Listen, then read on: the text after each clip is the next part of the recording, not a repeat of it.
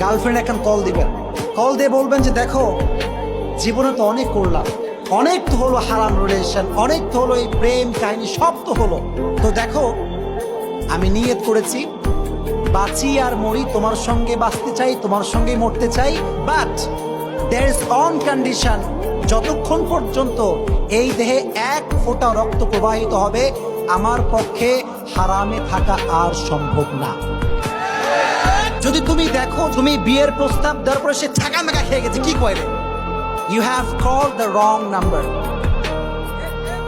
You have call the wrong number. কারণ তুমি যদি সঠিক নাম্বারে কল দিয়ে বিয়ের প্রস্তাব দাও তার মতো সুখী মানুষ পৃথিবীতে আর দ্বিতীয় কেউ হবে না।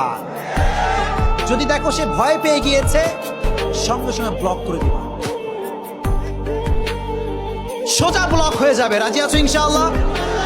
যে আমাকে হালাল ভাই বিয়ে করতে প্রস্তুত না তার সঙ্গে এক মুহূর্তে হারামে থাকতে আমি প্রস্তুত না। যুবকরা রাজি আছো ইনশাআল্লাহ?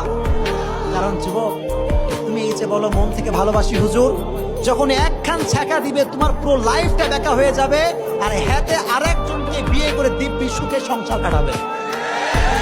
এজন্য সময় থাকতে ফিরে আসবা। রাজি আছো ইনশাআল্লাহ?